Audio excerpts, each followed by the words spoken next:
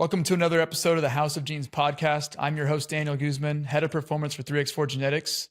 And today we got Geoff Cameron. Welcome to the podcast. Thanks for having me. We've already been talking for like 24 hours straight. So we're just going to decide to record and film an ongoing conversation. Yes. First thing I'm going to jump into, we're going to get personal. Your hotel room. Everyone loves it because it's like Whole Foods in there. Yeah. You've got your supplements, you've got your recovery stuff. How long have you been doing that for? Where you're just setting up wherever you travel? It's like you bring the same stuff you have at home with you. You got a lot of stuff there. Yeah, I do. Usually, with your professional team, you have the equipment manager, you have the physio, they have everything. But when you develop your, like little habits, you start bringing things along the road. And obviously, Breck and I have been doing this since our first year here for TST. And it was like, we had our own ice baths and we shared a bathtub. I mean, it was insane. But like we're the physios. We didn't have a physio. We didn't bring a physio. So you take accountability for your own body. Yes. Good. So, I mean, just what I do on a regular basis, I train every morning. I do a workout. So what I would take is my creatine, all my electrolytes, whatever my pills, whatever I'm taking, that comes. And then flying here, I got on Amazon. I just ordered Whole Foods. And I'm like, this is what I take. This is what I have for snacks. Yep. I got some chocolate chip cookies because, you got to have some stuff. So Breck and I got that, because we love chocolate chip cookies. There we go. Then the rest got I got beet juice. I got, guacamole. Got some stuff like that. Good fats. Yep. And just stuff that I can munch on that's not going to kill me in my performance. And you're nice enough to share with people too. Yes. You're setting up Zat with some good sparkling water. Yes. Yeah. Some stuff there. Just good teammates being around each other, banter, having a good time, and it's kind of reminiscing a little bit. I don't think anyone would deny this, but I'm going to put the label on you. You're probably the most likable guy on the team because you just want to hang out with everybody. You want to have a good time. You're laughing. But then when it's time to work, it's like you switch modes. Yeah, I'm crazy like that. Like when we're going to be intentional, we're intentional. When we're hanging out, we're hanging out. Yeah. You're pretty good at that. Where did that leadership start for you? Interesting question. I don't think I've ever been asked that. So kudos to you. I've been asked a lot of things, but no, honestly, I think it was a transition of, going over to England and then. Which was when you went from the Dynamo. So I was there, Houston Dynamo for 6 years, then transferred over, was at Stoke. I was in England for 10 years. So Stoke for 6 or 7, and then the rest with QPR. But being the captain at QPR, I think it was more of a role like that. But at Stoke, we had Ryan Shawcross, who's our main captain, but we had a really experienced group of veterans. And I think just in general, we were outspoken. We had a really good, firm dressing room, and it was full of banter. Stories for days, but at the end of the day, when you stepped on the field, it was go time. And that professionalism, that standard was key. And I think that's why we're so successful. Yeah, for sure. When I first met you in 2017 was in Redondo Beach. Let's talk about how that no, we're going to keep that. That's another podcast conversation. But I met you and you were one of the few players you said, hey, here's my program. Here's my activation. Here's how I do my warm down. Here's the supplements I take. You were very dialed in, and I could tell whatever was going on at Stoke, you had been trained, but also allowed to have some experimentation with yourself. Yeah. Right. So hey, I'm going to try these supplements because here's the outcome I want, right? I'm taking beta alanine for whatever this pre-training prep is. So you came dialed in, which I really respected. Since then, that was in 2017, right? You're playing in England. You come back to MLS a bit. Has there been anything that you've added in that period of time, or you're retired now, but in that period of time, because you were pretty dialed in. I was, yeah. But you would always say I leave 1 or 2%, always be open to changing stuff. Yeah. So for me, here was one thing that I throughout my entire career playing, even when I started my career, I would never go to a new restaurant or anything after Wednesday, because if let's just say the game Saturday, if I went out for dinner, usually I would always cook toward the tail end of the week, because just to make sure what I'm eating is clean and I'm organized, and food poisoning, anything like that. Yeah. You're more susceptible of something happening at a restaurant that you don't really know. Yeah, for sure. So if I was going to go experiment, go try a new restaurant, it would have been on Monday or Tuesday. We never was on a Wednesday, Thursday, or Friday. Okay. So that was one thing. And then I was a creature of habit. Once I knew something that I liked, that I worked, it was like angel hair pasta, marinara sauce. That's what's about to ask you. What's your favorite pregame meal? Is that what it is? I mean, it's so weird now because like England, it was like beans, eggs, and toast. And I'm like, I couldn't get past the beans. So, you know, some guys would have your pregame meal. Sometimes if it's an early kickoff, it's, you know, you're 9 a.m., 10 a.m. So you're having pasta at 9 or 10 Are you eating pasta that early? And I was like, yeah, I'm having pasta at 9 or 10 a.m. in the morning. So okay. I guess the more like you just figure out what works for you. And I had a couple meals with pasta, and then I always liked pasta with marinara sauce, and then I'd put some pesto on top of that because I just like a little change. Yep. And it would be either grilled chicken or grilled chicken always before a game, and steak the night before. Now I'm all like meat. I eat a lot of majority meat. I know. Yes, grass fed, ground beef, everything, super clean. And I feel like towards the tail end of my career, I actually dialed in so much. I felt so much more efficient, and I felt healthier. I felt cleaner just from me figuring out what really worked. Yeah. I know we talked about liver supplements. Yeah. Most people have no idea what that is. Will you briefly talk about that, like why you think liver is so important? And you take it every day, you take it once a week? How often you take it? Yeah. So Heart and Soil, like I found this company, and I just started doing research with heart, liver, and how rich that is for nutrients. Yeah, a lot of nutrients. And really kind of like started looking at some of the research and how our bodies react to it and how important it is for us. And I just was like, you know what is there to lose? It's like everything to gain. I'm like, do I necessarily eat liver? I've had it a few times. So you've eaten liver. I've eaten liver. You cooked it yourself, or I've had heart. And how is that when you prepare it yourself? It's actually not that bad if you cook it properly. I mean, heart was a little odd for the first time because you're actually like, you have a heart in your hand and you're filleting it and you're putting it on the grill. Yeah. It has to be cooked in a specific way, salt, pepper, whatever. And it was like a bit different. Okay. But like once you get over that fear, you're okay. But then, you know, I ended up finding Heart and Soil, and I really liked their product. And I started just taking that, and I started noticing a difference. I had more energy. I felt like I was recovering better, and just started taking that. And then on top of the other stuff that I was taking on a regular basis. So yeah. And I've been taking that ever since, and knock on wood, like I don't really get sick. You know, if I start, there's colds and kids getting sick, I increase the colostrum that they have. Yep. So that helps. Just little things that you learn along the way. Because we know in the professional game, if you're sick or you're injured, you're losing an opportunity. You're losing the chance to lose your spot. Yeah. And it's so important if you can do everything right to prepare yourself for the next day. It's all about performance. And, you know, whether nothing bad about the MLS, but it's not as cutthroat as in Europe. And being in Europe, you're playing with, you know, 26, 28 guys that are fighting for a spot with the starting 11. Then you have this, you know, the subs, and these are guys that are playing for the national team. So everybody's top world-class players, and one little, you know, drop in performance, you've lost your position, or you didn't recover properly and you feel fatigued, you feel heavy. Guess what? There's a starting center half or a six that's ready to take your position. And that's all about like investing in yourself. And, you know, we talk about it, Breck and I, with the ground, is you're the asset. Well, you talk about the ground real quick, because people may not know what that is. Yeah. I think it's a really exciting project you guys already started, and you're building more.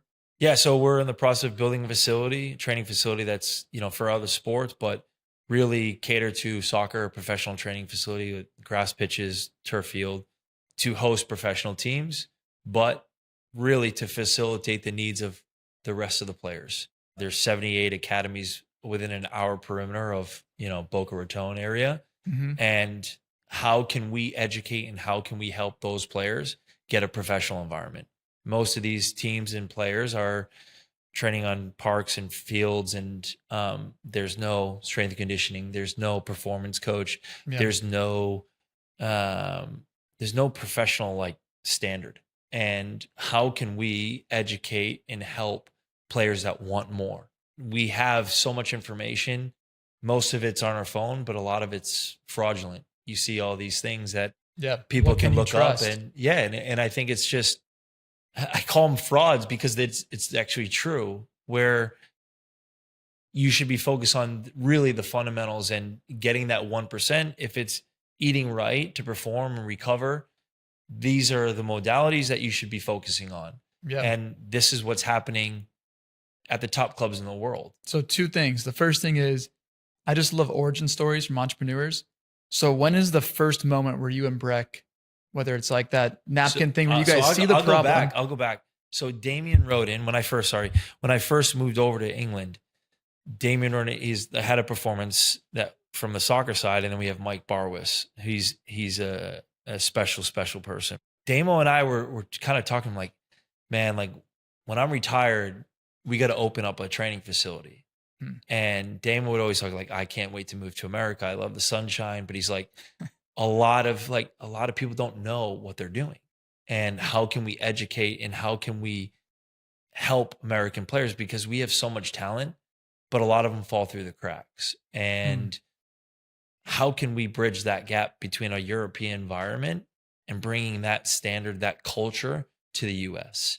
And that's kind of what the ground, we want to be a club, not a club where having players and teams. We want to be a club for the other 8-year-old kids all the way till when they're playing Sunday league like myself now, where throughout their whole career, we're not going anywhere. We're always be there for you throughout your longevity. You're the high performance environment where they can come and learn and train and become a better player, but also you're teaching them a lot of stuff to be a human adult. Yeah, just like coming in the morning, how saying do I good train? morning, How do I shaking hands, like just being respectful, just little things that they can take that will allow them to be successful throughout their career. There's just a mentality to work, be comfortable being uncomfortable. So you and Damien have this conversation. And then you call Breck. So then Breck and I, we've always kind of talked about something similar.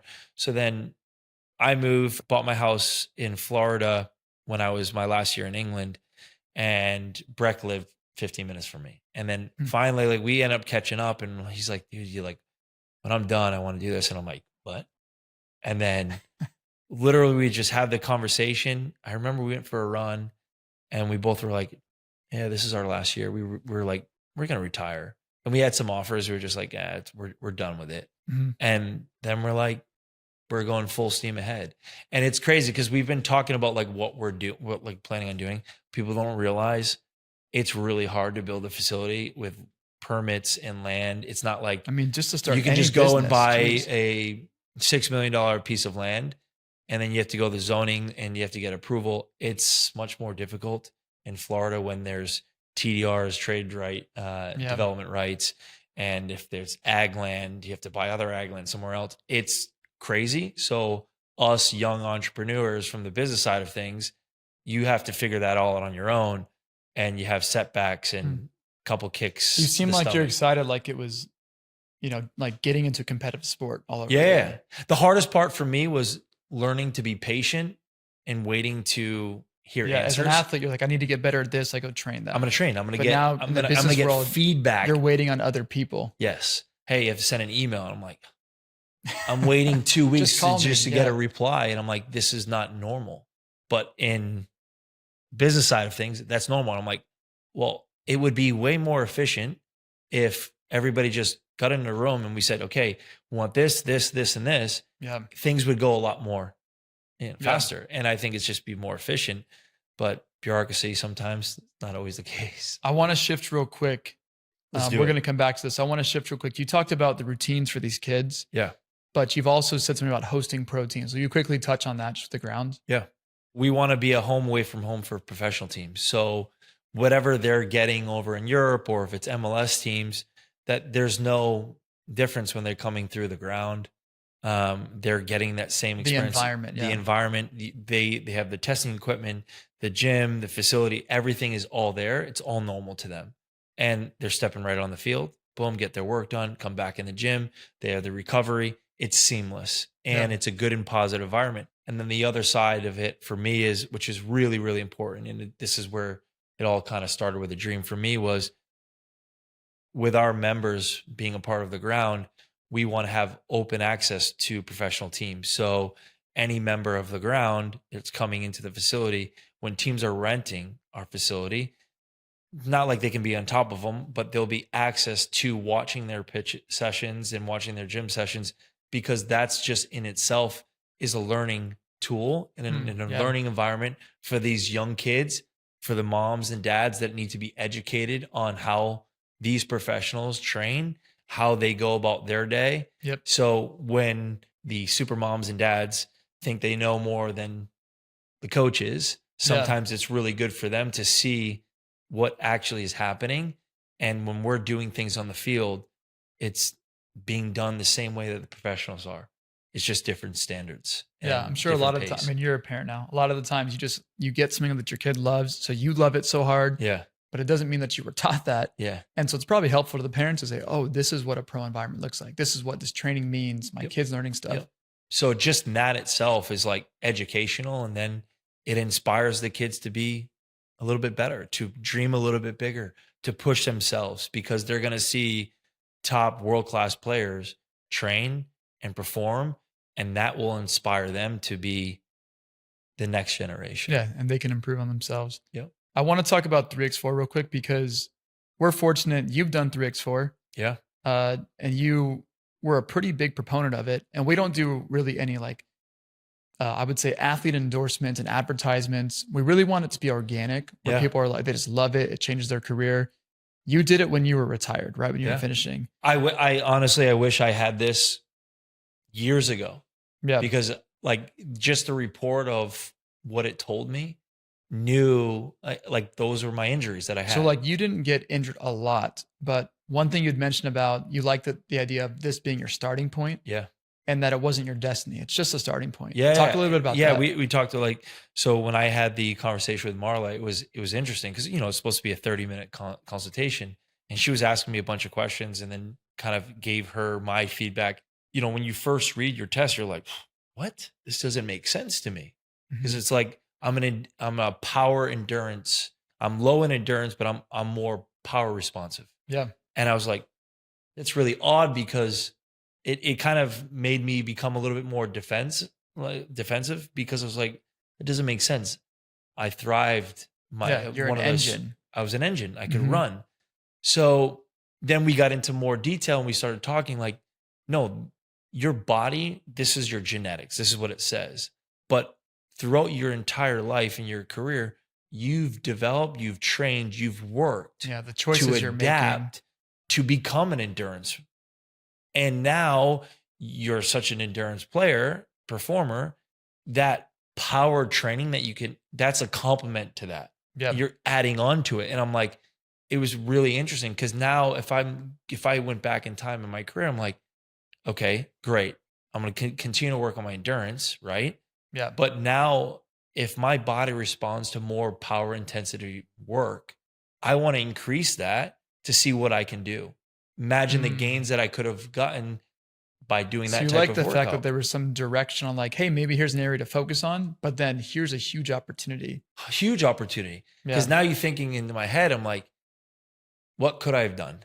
Yeah, and you were powerful on the field. So you're like, if I can push that a little bit more. And now it's like, okay, I know what I'm struggling in for recovery. So I have a hard time getting rid of inflammation. Okay. Yeah. So certain recovery protocols work for me. Now I have that DNA, that basically the roadmap say, this is exactly what you should be doing because your body is responsive to this. Yeah. Great. Now I can do that and add those things onto my recovery. Imagine what I felt a little bit better if I threw out a game, 3 games in a week. Yeah. I could have increased my recovery. Instead of you're going into a game at feeling like 60, 70%, you're going in at 80, closer to 90%. And there's also going to be the confidence when you know what you're doing was made directly for you. Because at some point, we've talked about this with certain teams we won't mention, but certain teams where it seems like there's more of a blanket approach. And then it's like, well, Geoff, you find your personal approach within the blanket approach. Right. But you like that this was like, hey, this is just about you. No one else has the same DNA as you. Yeah. And so but you I think it's really, this is like really intricate. And I think just the fact that it doesn't define you as a person, but it gives you information that can help you significantly throughout your life. Yeah. And just like you and I talked about with my dad, heart disease, my grandfather had heart disease. I was more worried. I'm like, okay, is this hereditary? Yeah, it is. But with my life choices, the way I eat, I'm super clean. Yeah. I know I need to increase my detox to, flush things out. There are certain things that I would have never known that I'm already doing that is helping me prevent heart disease, but also certain supplements that can help do that. Yeah. So I think it's a no-brainer for people to invest in a test to get an understanding of who they are, what works for them. And then if you want to live a clean and healthy life and progress. Which most people probably do. Yeah. Will you quickly, one more thing on this, as a parent, speak to this? Because when you're trying to make decisions for your kids, you're usually like, okay, well, what should they eat? What is my style? What's going to be good for them? Yeah. As a parent, it's probably helpful as a guide too, to say at some point when I do the test with my kids, I have a little bit of an idea of your kids eat super clean anyways. Yeah. But you can imagine a lot of the parents are coming to see you for training and stuff. Yeah. And you're saying, hey, we also have this opportunity to guide your kids and educate you from a genes first standpoint. 100%. And I think that is what's so unique about this is whether you go in a team environment, okay, they have a standard, but doesn't limit you from doing your own stuff that will increase your recovery or allow you to perform a little bit better. Yeah. And I think that's like the generic thing. Every team has to be generic. You can have such 30, a good word for it. 30 players. And if it's a generic workout, but you know what? If you know your genetics and you know from this test, this is giving you this information, you know what? I can do a little bit more power workout because I'm going to get a little bit more benefit. Then you go speak to the coach. Hey, can I increase this? A good coach will be like, sure, let's do it. Yeah. And you have the conversation and there's a give and take. I think that's brilliant because not everybody's the same. Just like in, the wearables and all that, it's all the same algorithm, but not everybody's the same human. Yeah. And I think that's what's interesting about this. It's kind of like eye-opening when you first look at it. You're like, wow, it's so much information, but it doesn't like define you. It just is giving you tools to improve your health and perform better. Yeah, just a starting point. I appreciate that. It's kind of cool because you've made connections first that we didn't know about. And then down the line, oh yeah, I made that connection for you. Yeah. I'm like, why is this person texting me? Yeah. So I appreciate that. We've talked just briefly on your career, post-career, what you're building with the ground. And I'm not going to ask the question this way. Most people will ask this question that I don't really like. It's like, what's your biggest regret? I'd rather ask, what is the thing you're most proud of in your playing career? I know that you're extremely proud of your family right now. Yeah. But I'm talking about specifically in soccer, a moment or a team where you're like, I'm really proud of what we did there. Because I think people love hearing that stuff. Yeah. I think for me, it's just, I love the game. And when I step on the field, it's like, I'm in game mode. I want to leave it all. I wear my heart on my sleeve and I want to win. And I hate to lose. But the one thing is like, I always try to do everything right. And I got a piece of advice when I was younger. It's like, leave your partying, leave your drinking, leave all that for after your career. And during your career, live in the moment, like stay focused, don't think ahead, but really just one day at a time and just do the right thing. And if it's investing in the 1% to whether it's getting your blood tested to find out on a regular basis, whether your inflammation or defense mechanism, whatever it is, to increase your performance, invest in yourself. Because at the end of the day, that's your tool. Whether it's your mind, your body, whatever, that's your asset. You are the asset. And I think by performing and doing the right thing, it translated to a long career. And for me, it's just, I left it all. I was a hard worker. That was the one thing.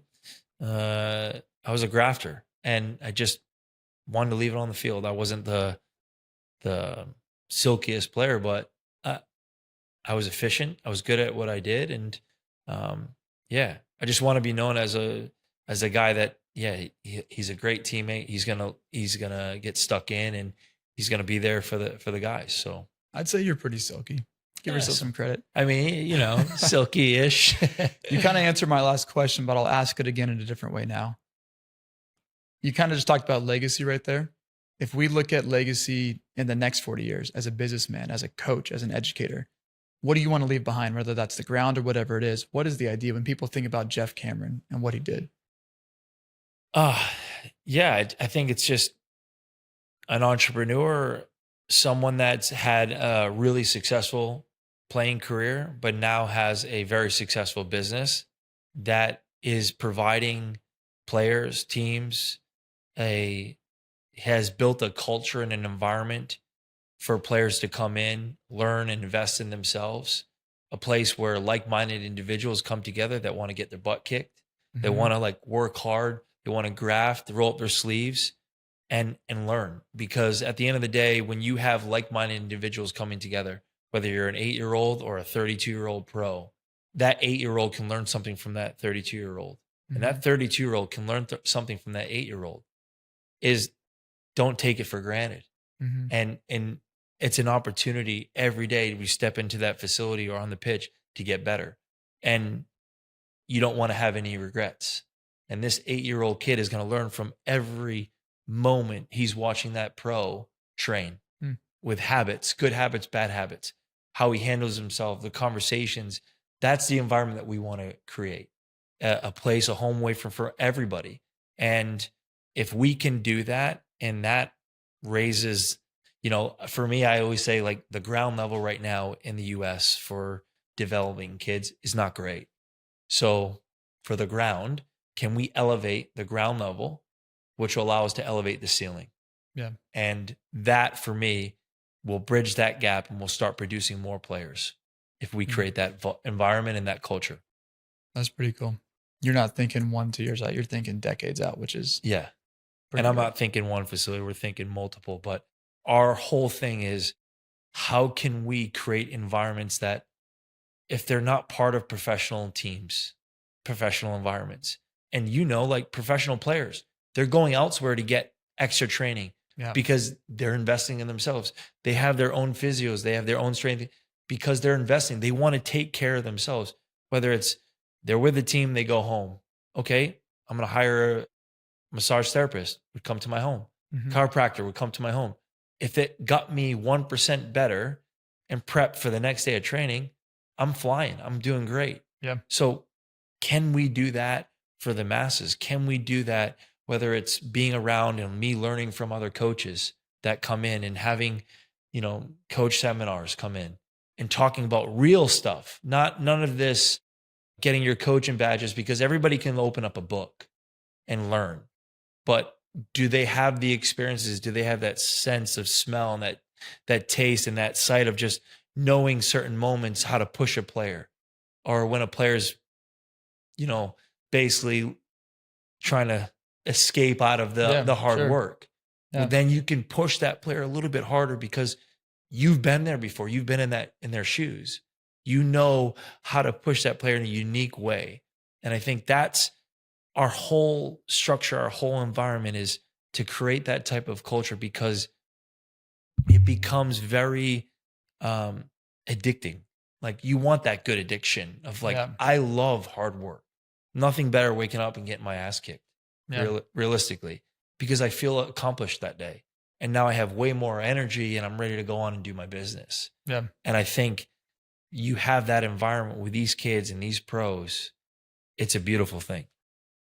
Well, I'm pumped. I'm excited. I know you let the cat out of the bag about multiple locations. Yeah, that's the vision. That's the vision ahead. Yeah. We're going to start off one, and it's going to take time, but eventually it will be, my goal is to open it up, and who knows? It might be too much for me and we just want to do one, but realistically, it's always good to have a goal. And I like dreaming big. I highly doubt it's going to be too much for you. Well, I appreciate you jumping on. We'll probably have more conversations. We get TSD, but everyone, thank you for having Geoff Cameron. Appreciate it.